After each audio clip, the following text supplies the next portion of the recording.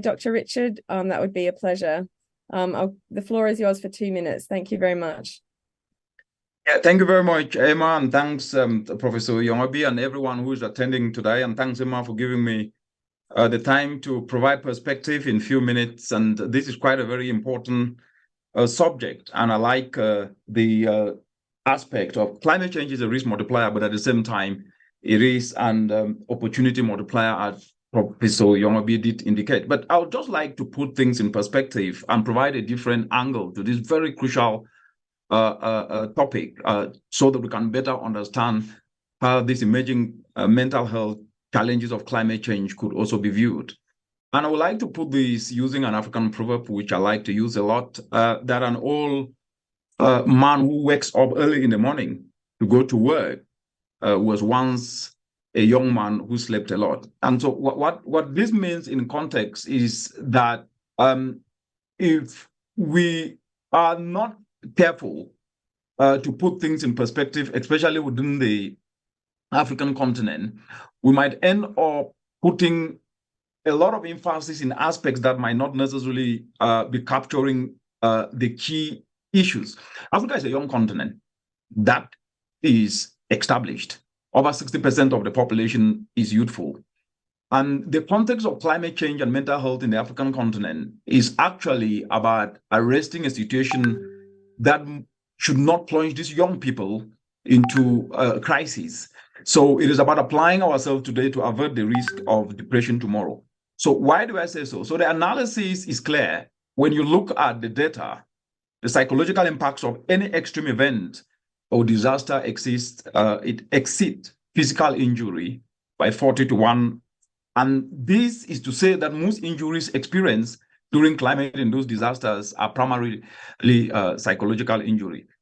But when you look at sub-Saharan Africa, it is estimated that up to 34% of disability-adjusted life years are due to climate change. And the IPCC did confirm this, where climate hazards higher in locations with considerable constraint to development. And Africa, vulnerability to the changing climate is as a result of a low socioeconomic base, and this has been established.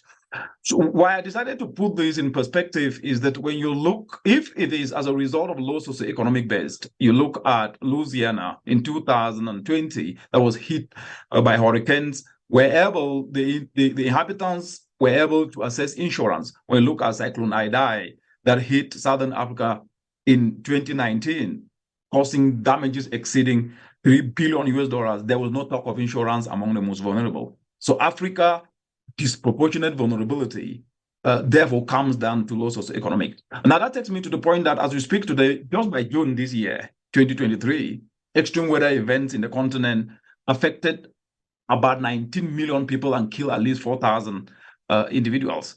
So these risks are occurring in a continent which is least able to cope with the negative impacts of climate change. And the point is that whenever or wherever we look, Africa is a continent leading in climate change induced adversity, stress, and distress. So the expectation would therefore be that the continent would carry the most burden of depression and mental health. But the opposite is true. Africa accounts for the least, about only 9% globally, of the disease burden of depressive disorder. Those are the facts that we have. And this then tells us one thing, that the question for us, therefore, should be, as we look at this very important research, should be, how do we prevent this figure from rising any further and instead lower its rapidity? And the answer is in one thing, timing. It is in one thing, timing, because Africans are resilient people, a hopeful people, a positive people, looking forward to a brighter tomorrow despite the extreme difficulty of today. And taking that into consideration, we therefore urgently in this discussion we need to look at how do we then tap into this wide-scale positivity as an advantage, as a fuel to advance socio-economic opportunity, to tap on what Professor Yongabi did said, climate action as an opportunity and socio-economic solution.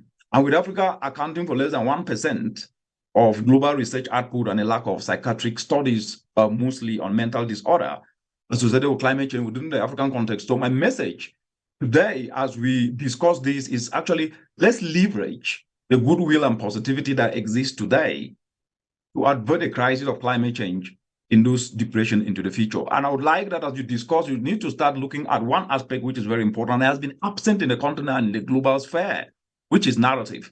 We need to rethink climate change narrative in the continent, because a common saying reminds us that where the mind goes, the person follows. So in simple terms, you are likely to become or unlikely to do that which you think and dwell on. And a narrative that projects powerlessness, which is the current narrative of climate change in the continent, is likely to commit your thoughts to powerlessness, and therefore strip many of our young people the willpower to do something.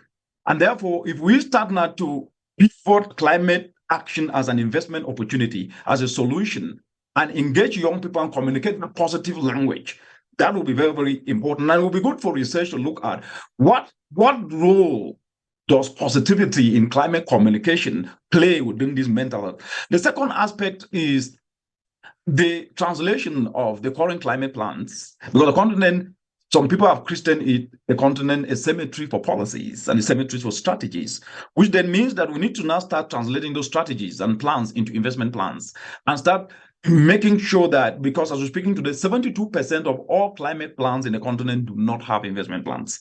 And so Africa urgently needs to prioritize translating them. And if they are translated and investment and incentives are provided, to what extent can the mental health dimension of citizens, especially of the young people, be recalibrated or be enhanced in such a way that opportunities flow? And the second to the last aspect that I think that you think through very carefully is that they say you can only leverage your strength to make impact. And Africa's strength is her youth. But if these youth skills are not matching the solutions that can help drive a socioeconomic base, then they are just as good and they will not be able to be impactful. So skills retooling of young people become very, very important. And so the investments to make sure they retool their skills, to tap into youthful population through this retooling their skills, they will tap into opportunities in the climate sphere.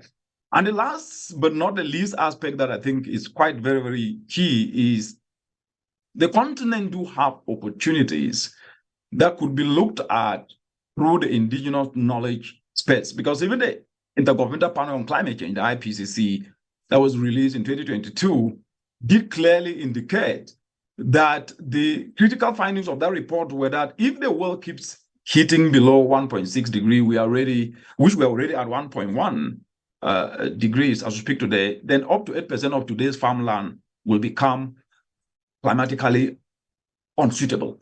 And with these, up to 1 million children from Africa will suffer something. So such findings are very depressing, but at the same time, expanding on indigenous solutions, which we do have them in the continent. If you take Zaire, West Africa, and indigenous water harvesting and soil management technique that restore over 100,000 acres, capitalizing and leveraging what exists to create opportunities will not only reduce the impacts of climate change, but at the same time, these promising techniques will become the mainstream across the African, and mainstreaming will call at a very high level. And the last part is, and I've argued this in every sphere, which is this, and I really hope that this work can start to look into it, is that an unborrowed vision is irreplaceable. What does this mean? It simply means that if everybody is inspired and motivated to act, to solve a problem, and in the course of solving the problem, see opportunity in it, then this will become an antidote for hopelessness, because the young people especially will dedicate their energies towards achieving something that is bigger than them, and each young person has the opportunity to tap into this already existing vision. So in conclusion, if we were testing a null hypothesis linking climate change and risk of escalating mental health in Africa, that test would likely pass. But where we are with the data we have and with the reality of the continent as we have today, Africa, as the most disproportionately vulnerable continent of the globe, would stand out for equal proportions of depression. But what we are seeing is that Africa is the least depressed region of the globe, 9% comparatively with the data we have.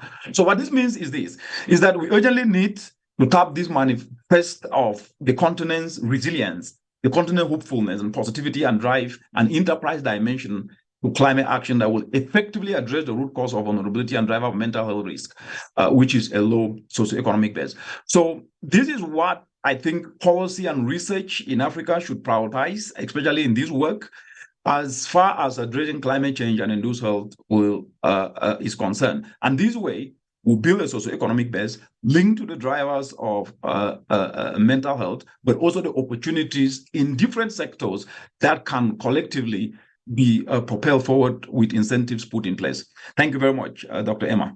Over. Many thanks, Dr. Richard. There was so many powerful points there. You know, we can clearly see how this is a challenge, but also really how we need to think about the narratives by which we talk about climate change and really address the root cause of climate change, burning fossil fuels, and make sure that we're supporting Africa to adapt to the climate threat so we can mitigate the mental health risk from escalating and see the opportunities of coming together and see the opportunities of learning from how people are building their own resilience in the continent, and particularly considering the young people of Africa, where the median age we know is 19 across the continent, and how young people are thinking and feeling in response to the challenges to their future, but also the opportunities to involve them in the solutions and learn from their solutions. So many powerful points there. I'm sure I haven't captured everything, but we're very, very grateful to have you join us, and very grateful to Professor Kenneth and his leadership and everyone else here. So